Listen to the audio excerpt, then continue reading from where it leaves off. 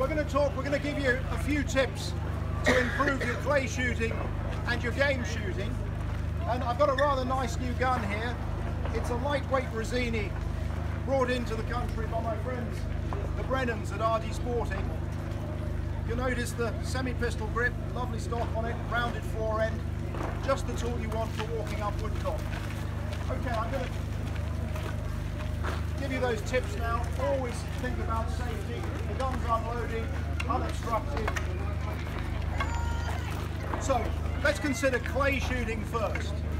I want to give you a few tips to improve your clay shooting. Probably, of all the things I can say to you, safety apart, the most important thing of all when you shoot is to make sure that your focus is locked onto your target for those few seconds that it takes to shoot it. Now you may think that sounds very simple. If you ask the average person, do I look at the target? They'll say, of course I look at the target. But in fact it isn't so simple. As a mammal, we're just like other animals. What we tend to do is we assess our visual environment, our environment for any threat. And if we see movement, our eyes make a flick to that movement, we assess the threat, and then we soften the focus. So your natural ability, your natural instinct, is when you see movement, your eyes flick to it and temporarily, momentarily focus on it. When we shoot, we have to teach ourselves to lock that focus on and to stay locked on for the 1, 2, 3 seconds, whatever it is that it's going to take to break that target. Now, let's just take another aspect of the shot. When we face a clay target, the first thing you've got to do is to think about it. Gather intelligence, if you like. You've got to work out where it's coming from, where it's going to, what sort of a target it is. Is it a standard target? Is it a midi? Has the target been angled? Is it set? Is the angle of it or the line of it deceptive? Is it dropping? Is it rising? These are the questions that should be going through your head. Now, after you've done that, the business of shooting a clay target is actually fairly simple. You've got to work out where you want to break it and set your body up so when you actually pull the trigger, your point of minimum tension is going to be that spot which is going to be your sweet spot to break the target. And then you're going to have watched where it's coming from, you're going to see the trap, you're going to see the area where you first see the target, quite far here because there's lots of people everywhere. You're going to see the first area where you see that target blur, where you first see the target in focus, and again, that place that you've decided that you want to shoot it, that sweet spot for shooting it. We'll just let a few people go past.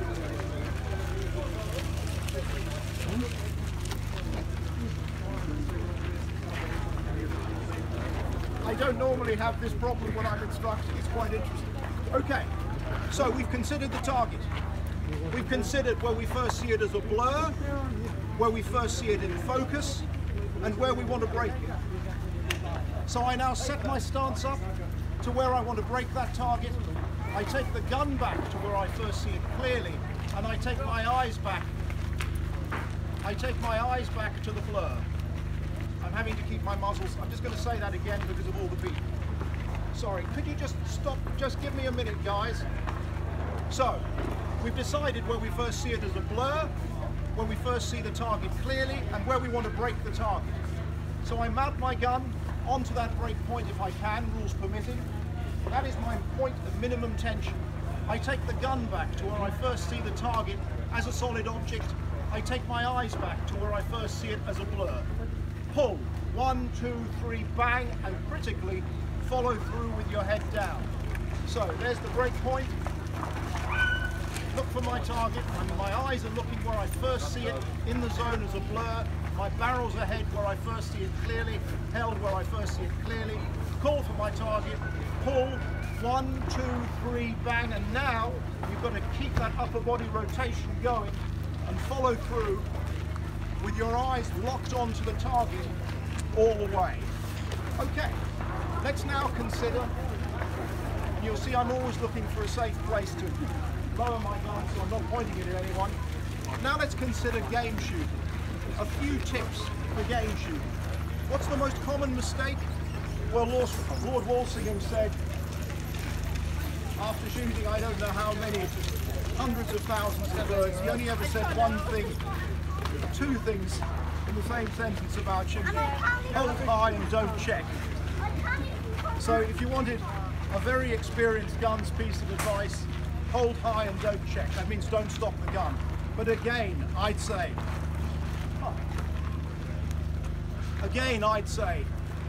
you've got to keep that focus locked onto the bird all the way through the shot. So let's consider, imagine I'm standing here and I've got pheasants coming towards me, high-ish. I'm waiting, I'm in my ready position, I see my bird, and now I'm very careful about the line of the bird. I'm not lazy about picking up the line of the bird. Very few birds are going to be perfectly straight. So it's coming, I'm moving through its tail feathers, coming up, bang, and critically, again, I'm keeping the gun moving after I pull the trigger. I'm not like this, I'm like that. That is a nice position to shoot. When you're clay shooting, your stance might be a little more solid, but when you're game shooting, I would say that's the classic way to shoot. Front shoulder, front hip, ball of the front foot, all in a straight line. That way you can pivot easily. Now, that bird's come through straight, no problem. Put a nice bit of lead on it, boof, and it's on your table. If it's going slightly left or right, this is an interesting point. The barrels have got to match the line of the bird. If it's an over and under, your barrels want to be perpendicular to the line of the bird. If it's a side by side, they should stay parallel to the line of the bird, unless of course it's a straight driven target. So, bird to the left, bird to the right. Some people say you should never cant your gun. Well, that's an oversimplification, because sometimes you've got to match the line of the bird, and you'll deliberately have to twist that gun a little bit to match that line perfectly.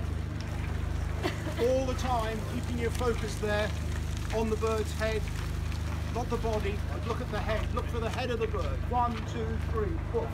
And another there. 1, 2, 3, poof, and follow through. You'll hear the 1, 2, 3.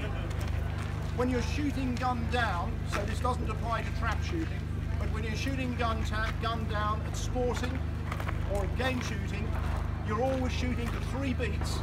But if you're a musician, the tempo may change depending on the speed and angle of the shot. So it's always 1, 2, 3, poof. 1, 2, 3, poof. Right. Let's give you a few tips. Does anybody here shoot clays? Anybody here shoot clays? Come on, must be someone here who shoots clays. Well, that wasn't very.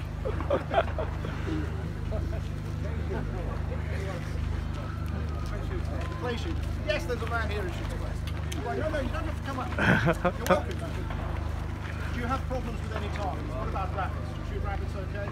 Yeah, I read for rabbits. Well, I'm going to give you some simple tips for clays. With rabbits, if you're having problems with rabbits, and a lot of people do, a magic tip is to just shoot one eye, to close one eye, excuse me, on that target, just that target. Now, a lot of people will say everybody should shoot with 2 eyes open.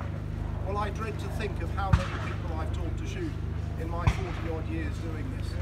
Not everybody can shoot both eyes open. Most people are well advised to shoot both eyes open, but it depends on your eye dominance. I can see there's a camera there. I'm a right-hander. That's okay, you can stay there. I'm a right-hander, right eye dominant, no problem, keep both eyes open. If I'm a right-hander and I've got a left dominant eye, as there, things start to get complicated. I can either change shoulders and learn to shoot off the other shoulder, or I can squint an eye during the process of shooting. But some people have central vision, or they have the eyes fighting with each other. With ladies and lads before they're about 16, you'll often see the eyes fighting for control.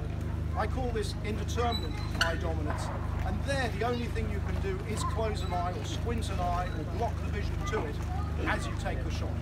Let's go back to that simple stuff though. Most important thing, keep your eyes locked onto the target for that 1, 2 or 3 seconds it takes to shoot it. Next important thing, keep your head down as you shoot. Don't lift the head prematurely, don't unlock the gun prematurely. Some people do, they'll shoot and then they'll do that. No, keep the head down and follow through. Don't check the swing. Keep the upper body moving. So I'm still 1, 2, 3, bang, but I'm still moving through that shot to complete the shot. Stance. Make sure that you're in balance when you pull the trigger. Just wait for a couple of people to go past. Make sure that you're in balance when you pull the trigger. Don't have your bottom sticking out like that. Don't have your feet wide spaced like that, because you won't be able to swing very well. Feet, however you stand, there's plenty of room for individual variation. Feet want to be about shoulder width apart. Personally for me, if I'm going to shoot at 12 o'clock, I'd normally take half a pace forward onto my front foot, for me the left foot, and that rear foot comes round at about 90 degrees to where I'm going to shoot. But anyway, we'll say roughly shoulder width apart for the feet, and front shoulder, front hip, all of the front foot want to be in a straight line more or less, so the weight is forward. If your weight's back like that, or you're doing funny things with your back, you won't be able to swing properly and you'll be in a state of tension. But safety apart, the most important thing of all, lock your vision onto that bird and keep moving. All the rest should happen naturally. Last subject, people will say, well, what about forward allowance? What about how much do you have to shoot in front of the target? There's an old saying, if you're shooting and you want to do the biz, you've got to shoot where the target's going and not where it is. In other words, you've got to shoot in front of the target. Different people will see this in different ways. Some people will certainly say they see an inch of lead. Well, if somebody tells you they see an inch of lead, that means they're looking for the lead here at the barrels, which is the wrong place. They should be looking for the lead at the target or at the quarry. So let's say that the average amount of lead you would apply, depending on the circumstance, might be about a yard, unless it's a very long range bird, when it might be 2, 3, 4, or even further than that. I don't personally look for a lead deliberately. I personally don't look for a lead deliberately within about 30 yards. As long as the target's within 30 or even 35 yards, I'm letting natural hand-to-eye coordination and my visual discipline do everything for me. The gun, you will apply lead to the target, but it will happen instinctively. If you want to learn how to shoot targets that are further away than that, my best advice is to go to a playground and experiment on the long birds, the 40-yard birds and the 50-yard birds, and work out exactly how much lead you need to see on that particular bird to break it. But simple advice, keep your eyes locked onto the target every time and keep that gun moving. Don't check. 1, 2, 3, follow through. Thank you very much. Thank you, Mike.